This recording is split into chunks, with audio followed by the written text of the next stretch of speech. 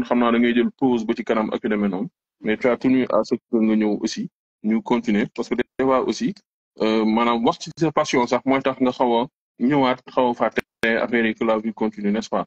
dama bëgg ñu ñëw directement ci face à face démb bi ah démb quand même l'amateur ils étaient pas tellement contents pour rappel on a un face à face ce soir ma neex ak ki nga xam ne mooy Niang bu Ndaw à partir de 20h30 à la 2STV ak Père Moustapha Gueye bu ko kenn tardé 2S lay nekk y aura pas de concert nag ñun moom y a pas de concert ah mais bref concert ci lay daal alors qu'est-ce qui s'est passé démb am nga ci jàngat lan moo tax on a eu un goût d'inachevé docteur Jules. waaw di la nuyuwaat baax encore une fois def di la remercier waat ci yeneen témoignage yi nga def démb seetaan naa face to face bi waaw bon peut-être que présentation la woon parce que aussi tamit bu ñu fàtte ne que c'est la première fois defe naa ñaari athlètes yi di daje di doog a daje ñoom ñaar voilà mais comme ni ngeen ko waxee démb seetaan naa aussi tamit live bi nga xamante ni def na ko démb voilà folklore bi aussi tamit dafa xawoon bëri loolu moo tax ba le temps a été mal géré et je commence à comprendre pourquoi parfois les promoteurs préfèrent les chroniqueurs yi nga xamante ni dañuy def plus jaay focus ci jaay làmb que dañuy maanaam professionnaliser affaire bi parce que démb man pour man li ma doon xaar exactement ci li nga xamante ni moom mooy ñaari athlètes yi mooy ñu taaj leen indi historique gu combat bi wax li nga xamante ni parfois moom moo boole ñaari xale yi parce que combat bi dafa am dayoo deew man je t'ai dit ah xaar ma fay vent léegi ce bruit bi daf may déranger quoi je dis que am na xaw ma est-ce que du ouvrier bi ci biti waaw ouvrier ci biti la de bon on y va y a pas de souci waaw si ça dérange aussi tamit soo yema déplacé y a un menuisier métallique qui est à côté quoi te gars yi moom xam nga mooy loolu mais peut-être espérons que du yàgg quoi voilà donc bon on dirait qu'il a arrêté j'espère que du daajaat c'est dommage c'est le Sénégal voilà donc di wax ne que combat bi man wax naa la ne que daf may fàttali Modou Lo ak Balla Gaye ci seen ay njëlbeen fi ñu dajee woon ñoom ñaari boy yi seen dayoo toll na foofu actuellement nii donc ci mbooloo bi pas ci palmarès bi mais ci mbooloo bi am ci at liñ nga xamante moom lañ àndal parce que en 2008 Balla Gaye dafa jug jël claf kee jël claf ñoom ñaar ñu génn daje fëlandoo ñu nekk ay ñaari jeunes yoo xamante ni yu talentueux lañu woon li ñu wane ci bëri xarañ mbooloo mi leen topp bruit bi leen topp dem ba ñoom ñaar mu nekk choc de génération ñoom ñaar ñu bokk benn génération lamb boole leen te donte comme ni Ada Fass rawee tuuti Liss Ndiago noonu la Balla Gaye rawee woon tuuti Balla Gaye de Modou Lo kon loolu mooy li nga xamante ni moom mooy similitude bi ci am voilà donc nag yaakaar naa ne que dañoo waroon gën a exploiter face to face bi de telle sorte que dañ koy jox benn envergure internationale sax pourquoi pas dina dem ba nga xamante ni ñaari jeunes yi parfois dañuy jóge ci face to face bi rek après leneen topp leen mais bu ñu waxantee dëgg démb li gënoon a fës moo gënoon nekk ambiance bi trop quoi c'était bien nag à un moment donné parce que ñaari xale lañ xam nga mais Baye Ndiaye a voulu trop bien faire far affaire bi mujj capoter parce que ça a été mal géré moo tax may la en voulant tout avoir parfois on risque de tout perdre heureusement qu'on n'a pas tout perdu li ko waral mooy le début am nañ intelligence su dugal ñaari mbër yi nag ñoo déclenché sax seen face to face bopp ñaari mbër yi ñoo déclenché seen face to face bopp parce que ci biir nuyoo bi rek sànnante xeer am na ci Père Bécaye dugal message Modou Mbaye dugal message foofu la coow la commencé daanaka loolu lañ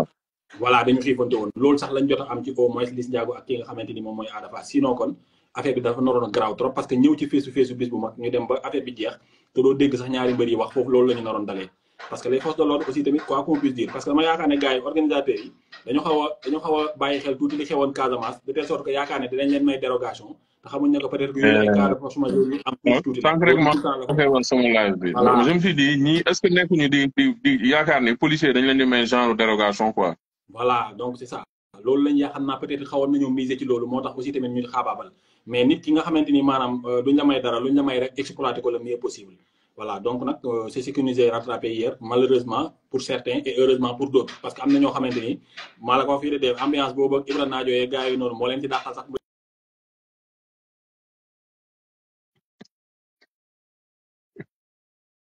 yi ñu exprimer wu ñu laaj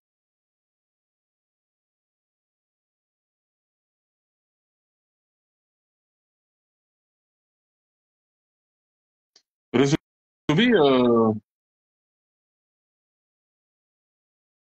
réseau bi xaw naa desee leer day dagg quoi. Voilà, c'est bon, là c'est bon, là c'est bon, là c'est bon, là c'est bon, là bas.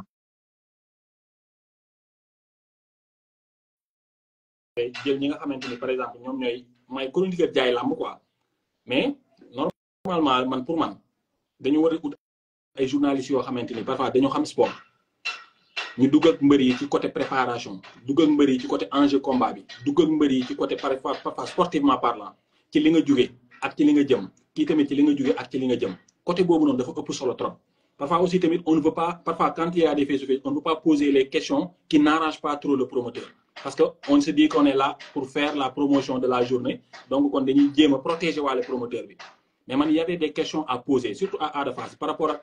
coow li nga xamante ni am na ci dem bi mu dem MMA ñëwaat pour man loolu ça devait se dire là-bas parce que yooyu dañ koy exposer public bi dañ koy soxla xam mais il va nekkul nekk face-to-face dañ ko organiser rek pour ñu jaay bés bi rek donc yow li jëm ci envers jaay bés bi rek ngay gis j'ai vu Ada Fass sax bi mu xawee déranger tout di wax ne maa ngi moom dañu bëgg ñu tëj ñu ci case automatiquement même luy xaw a def parallèle ak MMA rek automatiquement dañ koo freiner indiwaat ko ci li nga xamante ni moom mooy loolu donc pour te dire que ne parfois les gens fait tout pour que ñu serrer leen ci benn angle boo xamante ni mooy doon ci angle dañuy wax lépp lu positif ci bis bi duñu wax lenn loo xamante ni ça peut indi sax ci jaaxal déranger. voilà donc c'est un peu comme ça donc man nag li ma doon xaar mooy ñu poser toutes les sortes de questions mais peut-être que d'ici 2 mois lañ am defe naa le 19 des na 2 mois yu manqué tuuti rek dinañ amaat yeneen face-to-face yoo xamante ni yaakaaruma ne que folklore bi yëpp dina ko fa jar booy doomu Babou Ngom bi que je félicite encore une fois il gère très bien les face-to-face day xam fi muy yéegalee bàkk day xam fi muy daanelee bàkk parce que ndënd sàjj ak tungune ak ñoom mbëmbëng yooyu noonu ñoo ànd ak làmbo musique orchestre yi àndut ak làmbo c'est-à-dire yooyu dañ koy def pour le public mais maanaam mbër li ko yëngal warta nekk musique orchestre man pour man doomu Babou Ngom bi bàkk mbër yi yëngal leen moo ma gën a ëppal importance ñu jaayu ci làmb que maanaam musique orchestre yi loolu dafa am ñu ko moom nañ ko bàyyee ñu ko moom ñun ñu jox ñu liñ moom sabar moom li nga xamante ni mooy làmb ñu bàkk mbër yi ci sabar jox leen ko léegi nag le jour du combat su la neexee mun ngaa indi orchestre parce que ça l'un n'empêche pas l'autre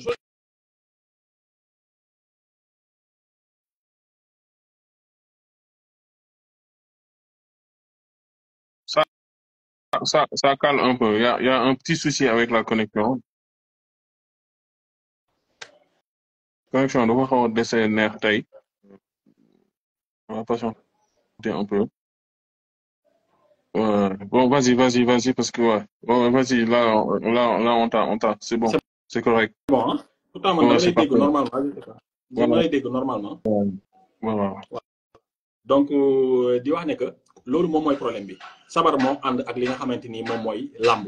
mais lu dul sabar àndut ak làmb ay orchestre ak yooyu noonu peut-être que le jour du combat mun nañ ko indi mais bu fekkee ne que ay kii ak yooyu la mun nañ ko bàyyi ba nga xamante ni le jour du combat jour face to face ñu indi ñu ay sabar ñu def li nga xamante ni loolu mooy face to face bu méngoo ak làmb léegi nag dinañ ci jàngee ñoom Albourakh dina ci tirer ay conclusions normalement parce que aussi tamit on ne fait pas benn affaire boo ko defee mu am tuuti ay erreur da nga ciy jàng pour beneen yoon boo ñëwee nga bañ a defaat erreur yooyu tu comprends donc nag dañ xam ne temps bi ñu alloué loolu la ñu di ko gérer mu yem ci loolu voilà mais nag on peut exploiter comme ni ma ko waxee tout à l'heure les points positifs du face to face points positifs yi mooy lan ñaari mbër yi nattante nañ ñaari mbër yi wàcc nañ ñaari mbër yi daje nañ gis nañ nattante bi am foofu noonu piégeante bi ci am léegi nag techniquement parlant combat bi daf may xaw a jox Tidiane Faye le professeur de Langsar ak booy kii damay fàtte Pape Morlo techniquement parlant combat boobu la ma xaw a jox mooy 2 génies qui s'affrontent 2 génies de la lutte qui s'affrontent le plus intelligent va tromper l'autre loolu maa la ko wax fii ngay di ko dégg loolooy combat bi ñaari génies ñoo nekk combat naxante la